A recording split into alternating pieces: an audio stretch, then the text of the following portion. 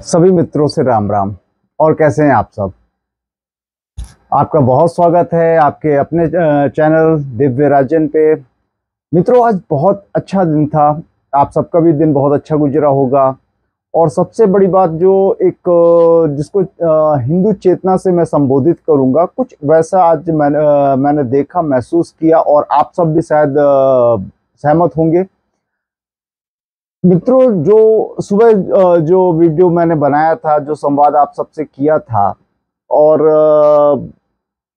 बात वही जयराम रमेश जी की, कांग्रेस के दिग्गज नेता, जिन्होंने जिस प्रकार से तुलना कर दी थी गीता प्रेस की नाथूराम गोडसे से, तो उसका आपने देखा होगा बड़ी तीखी प्रतिक्रिया आई समाज से।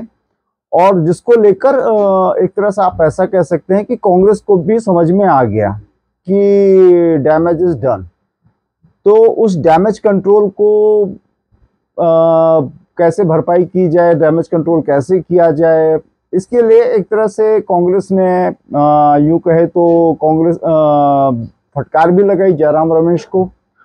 उनके नेता तो साफ अपने आप को किनारा कर गए, जबकि वे मीडिया प्रवक्ता हैं जयराम रमेश। शायद है कि उन्हें अपनी कम से कम पार्टी से तो बात कर लेनी चाहिए थी इस विषय पर। खैर, एक उनके आचार्य हैं, आचार्य जी का तो संदेश बहुत अच्छा था। उन्होंने तो स्पष्ट कहा कि यह हिंदू द्रोह है, कुछ ऐसा। अगर मैं उनके ट्वीट को याद कर पाऊँ तो उन्होंने इस चीज़ को बहुत बखूबी उन्होंने अपनी भाषा में, मर्यादित भाषा में, उन्होंने बहुत अच्छे से संदेश दिया। तो एक बहुत अच्छी खुशी का यह बात थी कि कम से कम एटलीस्ट एक अपोलोजेटिक बिहेवियर जैसा आप कह लीजिए कि कांग्रेस ने दिखाया। इस चीज के लिए उनकी तारीफ करनी चाहिए कि उन्हें समझ में आया कि हाँ, हिंदू भावनाओं को चोट पहुंची है।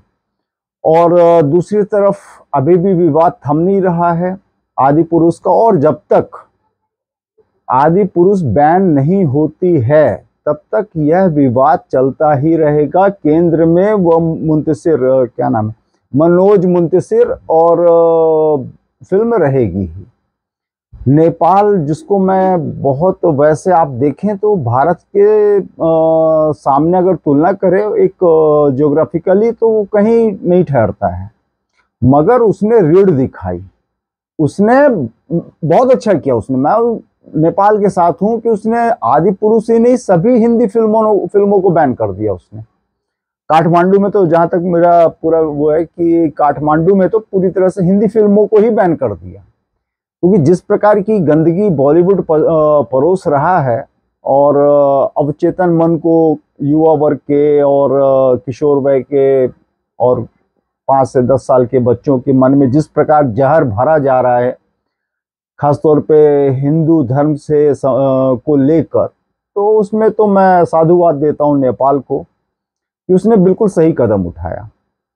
हिंदू सॉरी हिंदी मूवीज को ही बैन कर दिया उसने। ना रहेगी बांस, ना बजेगी बांसुरी। बहुत सुंदर। और दूसरी बात जो ये कहें कि हाँ, मैंने आपसे सबसे कहा था कि ये एक गोल्डन अपॉर्चुनिटी हो सकती है दूसरे दलों के लिए कि शायद ही की वजह से इनकैश भी करना चाहें। और यह मौका मैं कहूंगा कि कम से कम आम आदमी पार्टी ने संजय सिंह के माध्यम से, संजय सिंह आज और मुखर होकर बोले।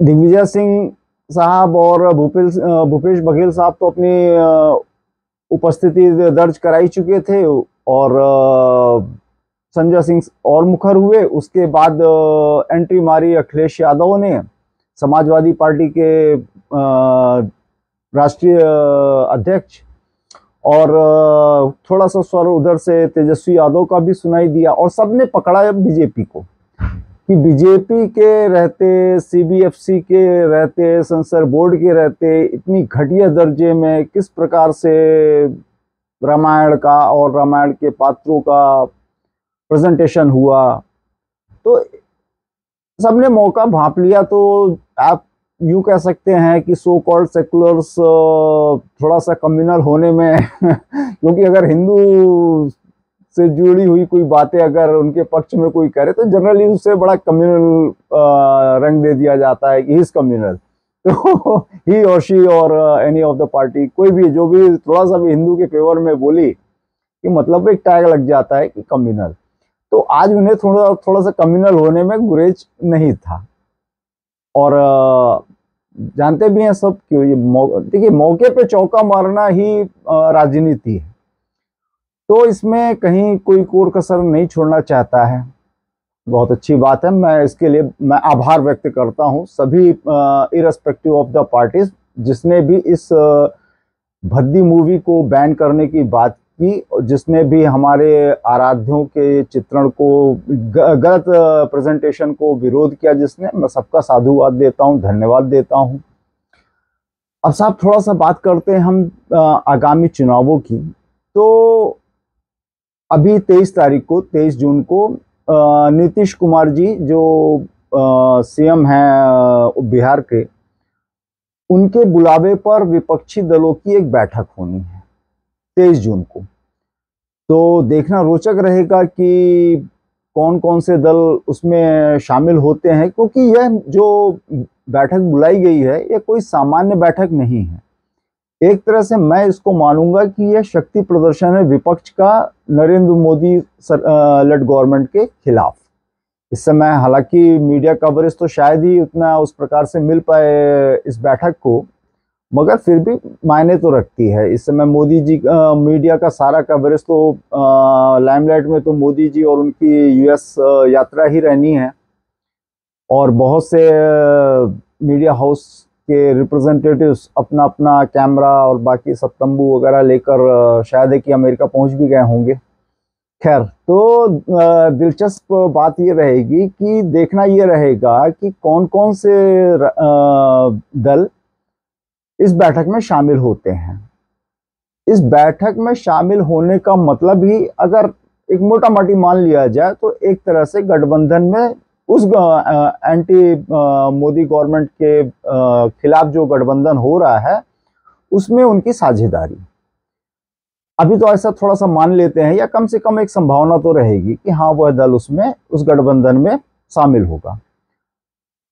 परंतु जो 2-3 पार्टियां हैं जिनको लेकर मेरे मन में संदेह है, एक है आम आदमी पार्टी कि जैसे भी अरविंद केजरीवाल साहब राजस्थान में हैं और राजस्थान में जिस प्रकार से उन्होंने कांग्रेस की भद्द पीटी है, तो जितना मुखर होकर वे गहलोत सरकार और कांग्रेस को उन्होंने कहिए लताड़ा है, तो उसके बाद मुझे तो नहीं लगता कि अब वे शायद है कि कांग्रेस से कोई भी किसी भी प्रकार के अलायंस या गठबंधन की उम्मीद रखेंगे, या हो सकता है उन्होंने छोड़ ही दी हो तब इतना मुखर होकर वो बोले। गजब की दहाड़ जिसको कहना चाहिए, कांग्रेस के खिलाफ जितना वमन कर सकते थे उन्होंने वमन किया। और दूसरी हैं ममता दीदी, पश्चिम बंगाल। कल बंगाल दिवस भी है, 20 जून है, तो उन सब सभी बंगाली भाई बहनों को हार्दिक शुभेच्छा, शुभकामनाएं। तो ममता दीदी भी नहीं लगता कि इस बैठक में शामिल होंगी।